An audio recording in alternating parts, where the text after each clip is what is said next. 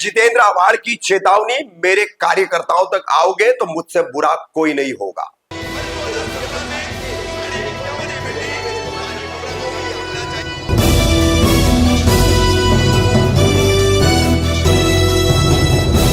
मैं रफीक कामदार हिंदुस्तानी रिपोर्टर में आपका स्वागत है। 11 नवंबर सोमवार को एनसीपी शरद पवार गुट के कौसा के नए कार्यालय में ली गई प्रेस कॉन्फ्रेंस को उम्मीदवार और 3 बार के विधायक इंडिया अलायंस के जितेंद्र आव्हाड ने संबोधित किया और भाजपा पर एक है तो सेफ है वाले नारे को लेकर और जो 11 नवंबर के तमाम अखबारों में उसके जो विज्ञापन दिए गए, एडवर्टीजमेंट दिए गए, उस पर उन्होंने बात रखते हुए फिर स्थानीय मुद्दों पर बात की, बिगड़ती कानून व्यवस्था पर बात की, आरोप लगाया कि पैसे आ रहे हैं, पैसे बट रहे हैं और पुलिस जो है चेकिंग सही से नहीं कर रही। वहीं डराने धमकाने का दौर शुरू हो गया है, व्यापारियों को भी डराया जा रहा है, बुलाया जा रहा है और उनके कार्यकर्ताओं को जो है अब निशाना बनाने की कोशिशें की जा रही है।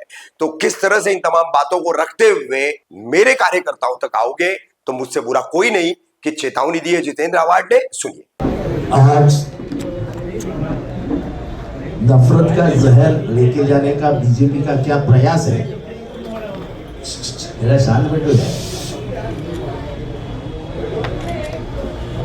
आज के सभी न्यूज़पेपर्स में एक एडवर्टाइज आई है, सब टोपियां दिखाई है, लेकिन उसमें जो मुस्लिम स्कल कैप पहनते हैं उस स्कल कैप ही नहीं दिखाई है। ये जाहिरात का मतलब क्या है मैं नहीं समझा हूं। और फिर से वो उन्होंने एक रहेंगे तो सेफ रहेंगे ऐसा कहा है। मैं थोड़ा सा इस देश का इतिहास बताना चाहता हूं। इस देश में सबको बंटवाया किसने? किसी को शूद्र बना दिया है, किसी को अति शूद्र बना दिया है, उनको कहा तुम गांव में नहीं रह सकते, तुम गांव के बाहर रहो। फिर उनको पानी नहीं पीने दिया, अछूत करके उनको संबोधा गया।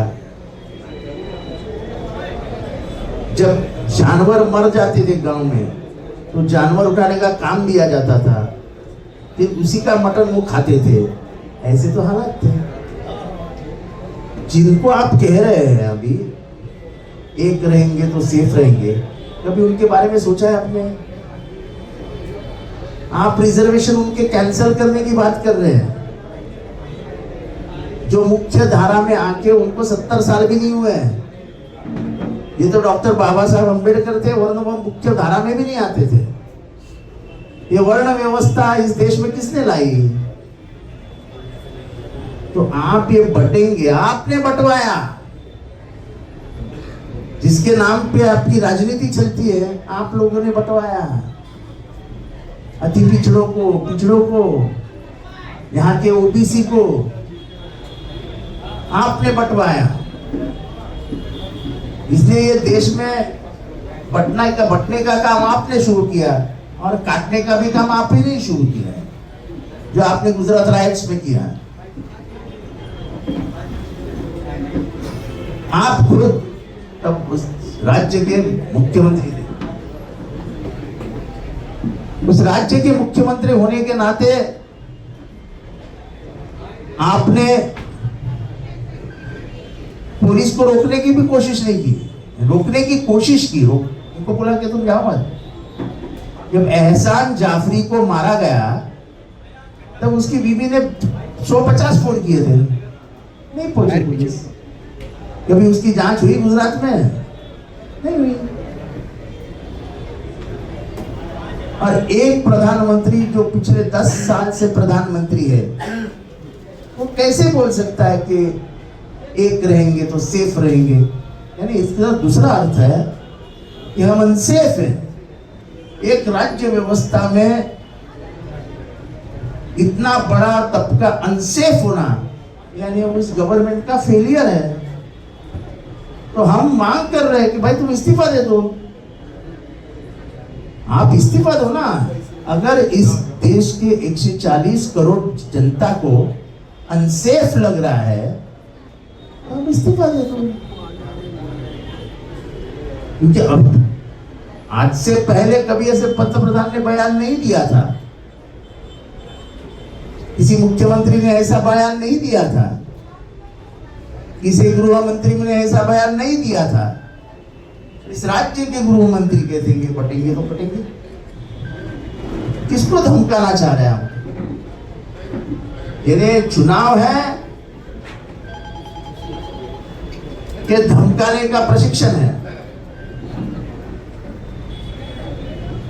तो मैं यही समझाने यहां आया था कि देश के महाराष्ट्र के माहौल बिगड़ा करके ये चुनाव में उतरे हैं। लोकसभा की करारी हार के बाद वो अब डरने लगे हैं, और डर के कारण एडवर्टाइज के द्वारा, इसके द्वारा देश के मुख्य प्रवाह से हम मुसलमानों को बाहर निकलने वाले एक क्लियर कट इशारा दे रहे हैं। Clear cut. तो इसके बारे में आप सोचना जरूर। होना जाना तो कुछ नहीं, कुछ कर नहीं सकेंगे, लेकिन डरा तो जरूर सके। और मैं पुलिस से भी अपील कर रहा हूं कि रेती बंदर पे नाकाबंदी लगाओ, वाई जंक्शन पे नाकाबंदी लगाओ। करोड़ों रुपए मुंब्रा में आ रहे हैं, बाहर के नामचीन गुंडे मुंब्रा में घूम रहे हैं। ऐसा ना हो कि एक आध गुंडा इसमें उड़ जाए, क्योंकि सुनने वाला तो कोई नहीं है, हमारी आदत ही नहीं है। हम किसी के अंग पे आज जाते नहीं। कभी जिंदगी में 15 साल में आपने देखा नहीं मेरा किसी से झगड़ा हुआ है, पर मेरे कार्यकर्ताओं से कोई भिड़ जाएगा तो मेरे इतना बुरा कोई। ये आज इशारा मैं पुलिस को दे रहा हूं। ये पुलिस को रखता रहेगा कि सत्ताधारी पक्ष के वो पुलिस है, तो ऐसा कभी नहीं होता है। पुलिस पुलिस है, और पुलिस ने कायदा कानून और सुव्यवस्था संभालनी चाहिए।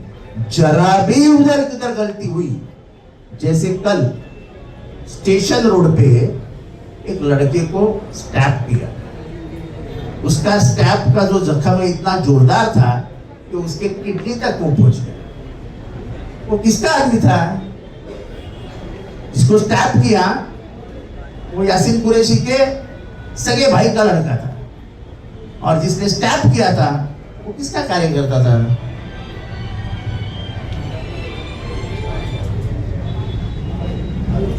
कौन गए थे पुलिस स्टेशन उसको मदद करने के लिए? काम जो 15 साल में मुंब्रा में हुआ नहीं, कभी किसी ने किया नहीं, तो काम बंद करो।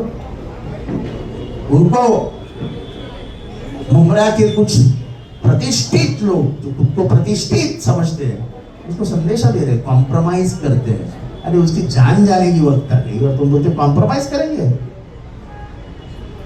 मेरे को यासीन कुरैशी ने नाम बताया है, पर मैं नाम नहीं बताऊंगा क्योंकि उस आदमी की उतनी पहुंच भी नहीं है। पर वो आदमी कितना बेशर्म होगा कि जो जाके हॉस्पिटल में सीरियस पड़ा है, उसके बाप को जाके बोलता है कॉम्प्रोमाइज करो।